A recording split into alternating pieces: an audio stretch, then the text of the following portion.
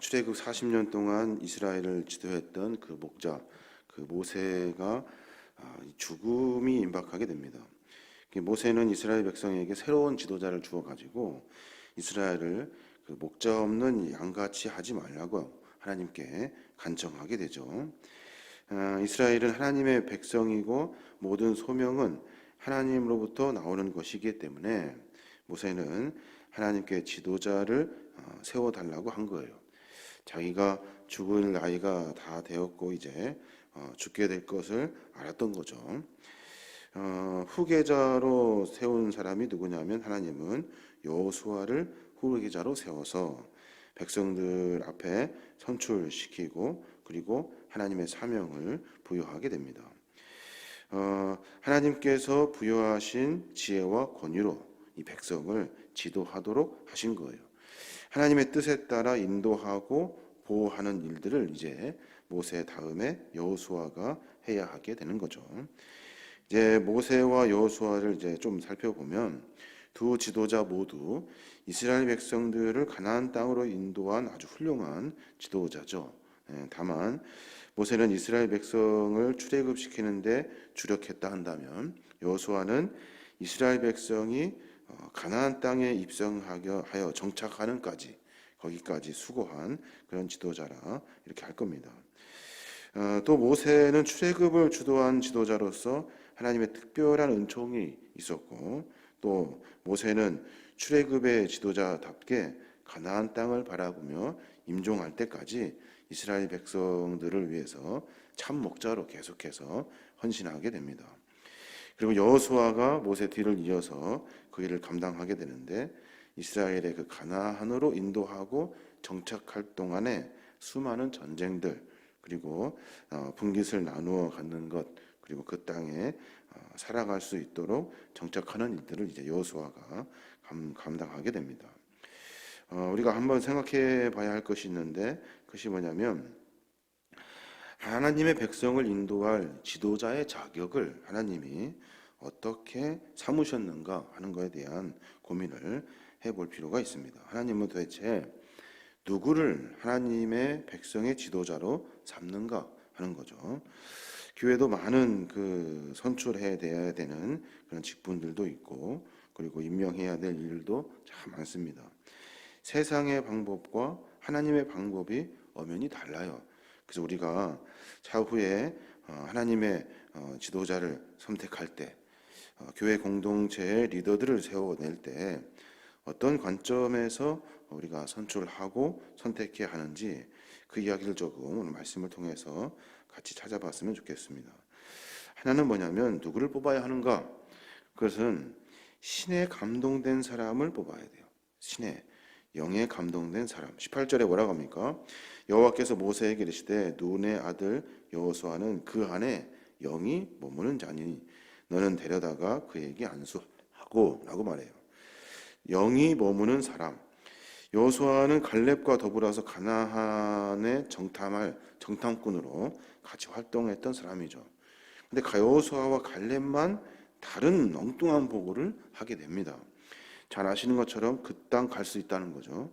다른 사람들은 전부 다 안 된다고 하는 일들을 그는 된다는 거예요. 다른 사람들은 가면 다 죽는다는데 그는 그 땅은 아무것도 아닙니다. 우리 밥입니다 하면서 들어가자고 이야기를 하는 겁니다. 궁극적으로 굉장히 긍정적인 희망에 찬 보고를 한 사람이죠. 여호수아와 갈렙은. 여호수아는 보는 눈이 달라요. 군사적인 지략도 뛰어났고 또 모세의 수종자로 모세를 도와서 행정적인 지도도 했던 사람이죠. 여러 일들을 다 잘했던 사람이에요. 그 사람이 왜 그 일을 감당할 수 있었냐면 신에 감동된 자이기 때문에 그래요. 신에 감동된 자, 그 안에 영이 머무는 사람이기 때문에 그래요. 영이 머무르다 하는 히브리어로 루하흐보라는 단어를 쓰는데 이것은 그 번역하면 성령이 그 안에 있는 자라는 말이에요. 성령이 그 안에 있대요. 성령이 그 안에 있으면 어떻게 됩니까? 막 점을 치고 통찰력을 가지고 사람들을 선동합니까? 그렇지 않습니다. 성령이 그 안에 계시면 알게 하시고 깨닫게 하시고 분별케 하셔서 그의 삶이 도덕적 영적 생활을 하게 된다는 거예요. 성령에 충만하면 내가 내 삶은 멋대로 살고, 그리고 하나님의 성령의 감동이 되어서 점치고 예언하고 막 이런 것들이 성령에 충만한 사람이 아니라 우리의 생활이 도덕적이고 우리의 생활이 신앙적이고 우리의 생활이 하나님 보시기에 합당한 삶을 산다는 거예요. 그러니까 눈의 아들 여호수아는 그 안에 영이 머물었다 하는 말은 그의 삶이 대단하다, 하나님을 향한 그 믿음이 있다 하는 것을 삶으로 증명해내는 거예요. 영이 있습니다 라고 하는 말은 영으로 살려고 몸부림치고 있습니다 라고 지금 말하고 있는 거예요. 하나님이 누구 하나 선택해서 그에게 영을 보내주는 것이 아니라 삶 속에서 하나님을 영을 모시고 삶을 살아가는 거예요.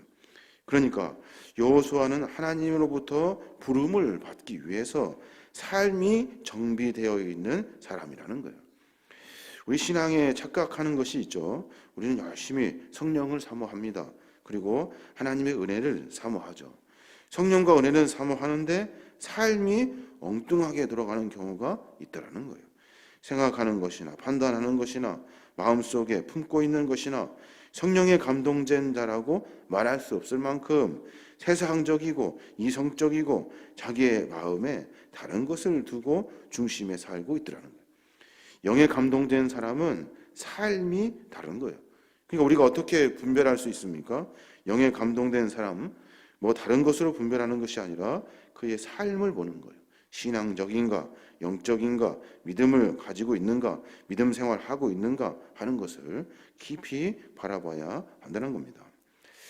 또 하나, 하나님의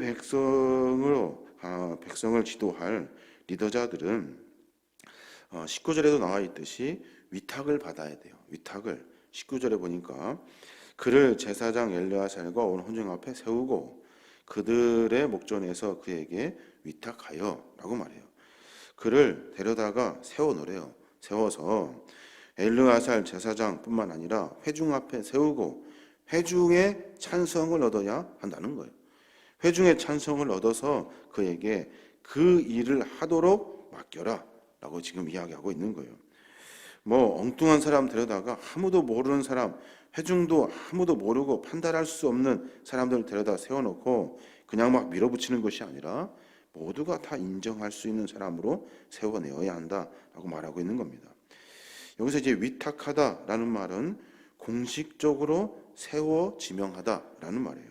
그럼 공식적이라는 말은 뭐예요? 공식적이라는 말은 회중이 다 인정할 수 있는 공식적인 절차를 말하는 거예요.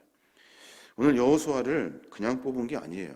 하나님이 여호수아를 선택하셨고 그리고 그 안에 영이 머물어 삶을 살고 있는 그 순결한 여호수아의 삶을 보시고 하나님이 회중 앞에 세우신 거예요. 그랬더니 회중 전체가 다 성령으로 감동되어서 그에게 그 일을 맡기더라는 거예요. 이게 바로 하나님의 방법이라는 거예요. 위탁받은 자들이 하나님의 사명을 감당해야 하는 거예요. 교회의 지도자는 하나님의 이 청직이라는 사실을 깨닫고 하나님의 것인 성도의 생명을 온전하게 인도하는 그 인도의 책임을 갖고 있는 거예요. 교회 안에 지위를 갖는 것이 아니라 생명을 온전히 하나님께로 인도하는 일들을 맡은 사람들이 교회의 영적 지도자들이 되어야 하는 거예요.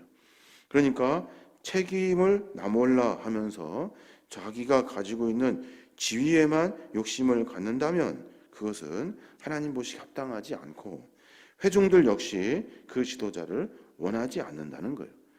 회중들이 그를 뽑아낼 때도 우리를 책임질 사람으로 뽑아내는 거죠. 그 모든 것들이 성령의 감동으로 말미암아 하나님의 사역자를 모두가 다 함께 부르게 되는 거예요. 그냥 막 데려다가 자기 마음대로 뽑고 밀어붙이는 것이 아니라는 거예요. 마지막 한 가지 더 생각해 보면 그 사람이 어떤 사람이야 하는가, 삶이 영적인 삶을 살 수 있는 신앙인이어야 되고, 그리고 또 회중들로 하여금 인정받는 사람이 되어야 되고, 그리고 또 하나는 권위 있는 자가 되어야 돼요. 권위 있는 자. 오늘 20절에 보니까 내 종기를 그에게 돌려 이스라엘 자손의 온 회중을 그에게 복종하게 하라라고 말해요. 내 권위를 그에게 돌리라는 거예요. 내 종기를 그에게 돌려서 이스라엘 자손 온 회중으로 말미암아 복종하게 하라는 거예요. 그러니까 모세의 권위가 있다면 모세가 여호수아에게 안수하여서 모세의 권위가 여호수아에게 전달될 수 있도록 복종하게 하도록 그 복종이 여호수아에게 돌아갈 수 있도록 온 회중 앞에 권위를 인정해 주어라 하는 거죠. 그래서 하나님의 사람들은 이 권위 있는 일들을 통해서 하나님의 사명을 감당하게 되는 겁니다. 모세는 여호수아와 전혀 다른 역할을 감당하게 되죠. 모세는 출애굽하여서 광야의 생활을 거쳤다 하면 여호수아는 출애굽한 백성들이 가나안 땅의 목전에서 정비하여 전쟁을 하게 되고 수많은 가나안 족속들을 다 이기고 가나안 땅에 이스라엘 백성들을 정착시키는 일을 하게 됩니다. 모세도 권위가 있어야 되고 여호수아도 권위가 있어야 하죠. 하나님이 선택하시고 회중이 그를 인정하게 되면 모세의 권위를 여호수아에게 줄 수 있도록 그를 안수하여 세우라 하는 것이 하나님의 방법인 겁니다. 우리의 삶의 모습을 한번 가만히 묵상해 보고 생각해 보게 됩니다. 우리는 사람을 어떻게 뽑습니까? 사람을 뽑을 때 세상적인 방법으로 뽑습니다. 그래 하지 말고 그 사람이 과연 하나님의 영에 감동된 사람인가 하는 것을 깊이 묵상해야 돼요. 그걸 어떻게 할 수 있습니까? 기도하는 것을 보면 됩니까? 아니면 뭐 하는 거 보면 됩니까? 그것이 아니라 그의 삶이 어떤가를 보는 거예요. 삶이 신앙적인 삶을 살 수 있으면 우리가 보기에 본받을 만하면 영적인 삶을 살 수 있으면 그러면 그것을 영적으로 감동된 사람으로 분류할 수 있도록 신의 감동된 자, 르아흐모로 성령이 그 안에 있는 자로 바라볼 수 있어야 하는 거예요. 또 위탁을 받아야 돼요. 모든 사람들이 인정을 해주어야 한다는 거예요. 어떻게 인정할까요? 돈으로 인정합니까? 그렇지 않습니다. 뽑아주라고 하는 것이 아니라 다 마음속에 그를 보았던 삶의 모습이 우리를 지도할 지도자로 합당한가 하는 것을 보는 거예요. 그래서 그 사람을 온 회중이 뽑아내는 거예요. 권위를 인정받아야 돼요. 권위는 그 전에 모세에게 있었다 하면 모세가 여호수아에게 그 권위를 인정해 주고 안수해야 하는 거죠. 그래서 전달해 주어서 그 권위로 하여금 이스라엘 백성들을 리더하게 하는 겁니다.